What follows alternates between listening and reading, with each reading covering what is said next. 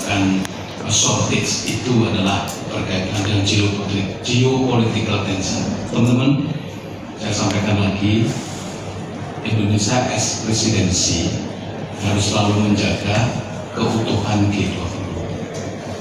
Sebenarnya kita menggunakan kata-kata geopolitical tension itu yang paling smooth.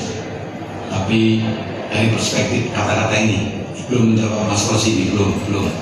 Ya, itu masih banyak pandangan dari semua members. Gitu. Tapi kita harus bisa menjadi penengah untuk bisa satu hal yang mungkin penting adalah menjaga unity itu kita harus wujudkan tes presidensi. Jadi dibahas betul sekali karena memang dua negara ini adalah negara yang sumber pangan dunia. Itu betul. Jadi ada shortage yang terjadi karena dinamika yang ada, misalnya terjadi, dan itu dibahas solusinya seperti apa.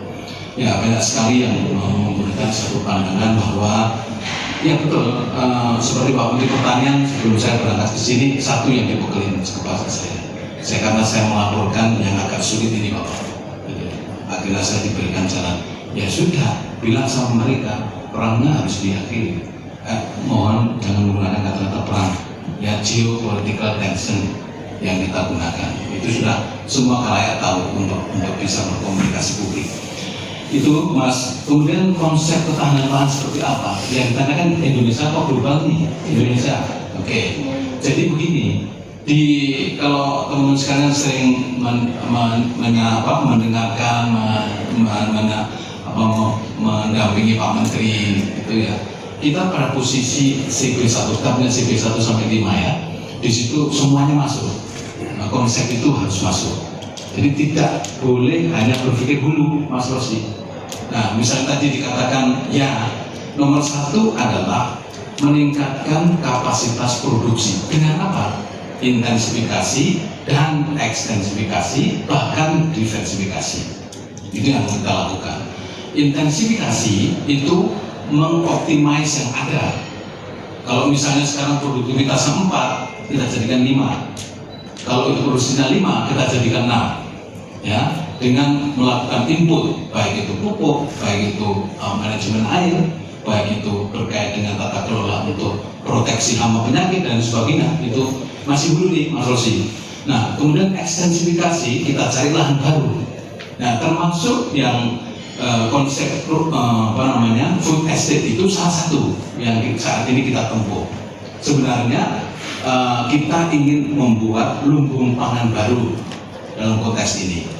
Kalau dulu pendekatan kita selalu scatter kecil-kecil, terpisah, sana 10 hektar, 5 hektar, itu sulit sekarang. Maka konsep food estate yang 30.000 hektar dalam satu kawasan dan basisnya korporasi dilakukan secara mekanisasi dari hulu sampai hilir ditangani, kemudian ada off taker, kemudian juga pasarnya sudah ada. Itu yang konsepnya yang kita ini. Maka juga berkait dengan integrated farming, itu juga bagian penting pendekatan kita bisa menjadi presidensi. Itu kondisinya sulit. Ya, sulit itu diantaranya berbagai dinamika yang terjadi. Seperti kita ketahui, COVID-19 yang belum berakhir, kemudian krisis pangan dunia, kemudian juga geopolitical tension. Ini yang sangat sulit untuk bagi Indonesia. Bukan berarti tidak bisa Indonesia terus. Alhamdulillah apresiasi itu ada. Yang kedua, apresiasi yang kedua itu adalah dukungan members dan organisasi internasional, observer maupun undangan lainnya terhadap substansi yang kita propose. Dari substansi yang kita propose itu, yang berjudul tema besarnya adalah Balancing Food Production and Trade to Fulfill Food for All.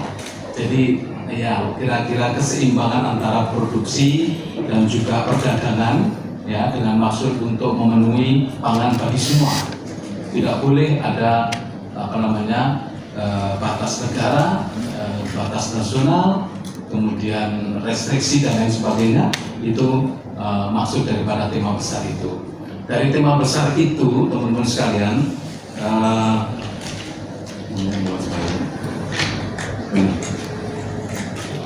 Tiga isu prioritas yang terkandung dalam tema besar itu, yang pertama adalah nomor satu, membangun sistem pangan dan pertanian yang tangguh dan berkelanjutan. Nomor satu. Yang kedua adalah mendukung perdagangan pertanian yang terbuka, adil, dapat diprediksi, transparan, dan keterjangkauan pangan untuk keterjangkauan pangan bagi semua. Itu yang kedua. Priority yang ketiga adalah memajukan kewirausahaan pertanian yang inovatif melalui digitalisasi pertanian untuk meningkatkan penghidupan petani di pedesaan. Tiga isu itu accepted, teman-teman sekalian, bahkan diapresiasi kontennya, isinya, ya masing-masing itu. Memang yang terberat karena banyak kita bahas berkait dengan pangan adalah membangun sistem pangan dan pertanian yang tangguh dan berkelanjutan. Itu memang banyak paragrafnya begitu. Kemudian yang kedua berkait dengan perdagangan pertanian yang terbuka tadi, itu beberapa, ada 4 paragraf yang sudah kita selesaikan. Yang ketiga adalah kewirausahaan tadi, dan ada bagian penutup serta pembukaan preambul.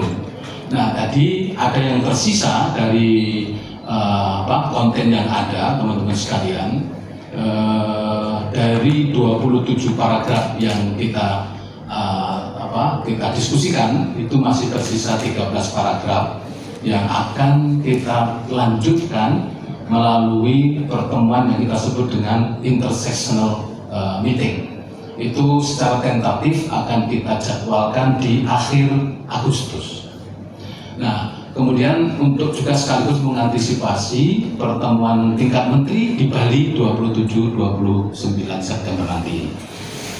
Ya, kemudian apresiasi yang ketiga, tadi saya ulang ya, apresiasi yang pertama berkait dengan presidensi di tengah kesulitan, dan kita sangat concern, committed, kemudian banyak sekali achievement yang dicapai oleh Indonesia sebagai presidensi. Itu diapresiasi oleh semua members. Yang kedua adalah dukungan 3 prioritas yang baru saya baca tadi. Yang ketiga adalah kita mengajukan namanya concrete deliverable.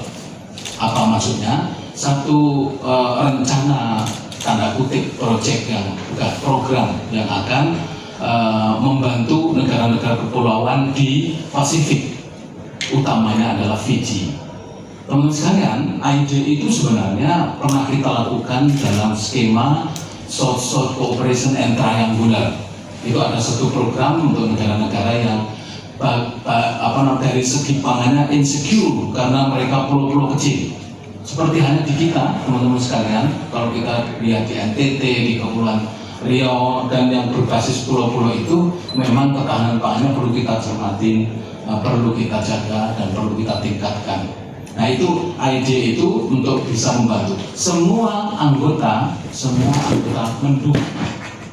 mendukung proposal Indonesia berkait dengan konkret deliverable yang berkait dengan bantuan kepada Pasifik, utamanya adalah Fiji.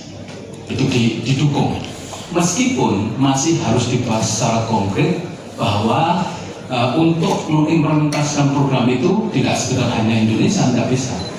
On behalf of G20, itu yang masih harus dibahas lebih lanjut. 3 hal itu mohon teman-teman sekalian mensosialisasikan pada publik, karena achievement yang dicapai oleh Indonesia, utamanya di Agriculture Working Group ini pada pertemuan deputis yang kedua di Yogyakarta ini. Hal lain yang saya ingin sampaikan teman-teman sekalian adalah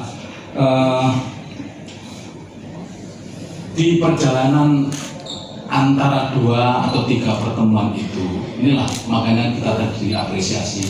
Kita selalu mengkoordinasikan dengan penuh dengan komitmen yang tinggi untuk bisa menyelesaikan permasalahan atau hal-hal yang sudah disepakati untuk dibahas nanti di ministerial meeting.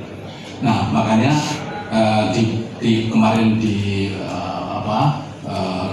dengan teman-teman media di awal saya sampaikan ada beberapa pertemuan, di antara yang sudah sekarang kita lakukan adalah pertemuan atau meeting Agriculture Chief Scientist, itu tanggal 5 sampai 7 Juli kemarin di Bali. Kemudian workshop on gap analysis and food and Waste Indices, itu juga sudah kita laksanakan. Webinar mengenai sharing knowledge terkait dengan penerapan teknologi digital di sektor pertanian sudah kita laksanakan di 28-29 Juli kemarin. Kemudian juga kaitannya dengan kerjasama antar kelompok kerja pertanian dengan Pokja Pembangunan yang ini di drive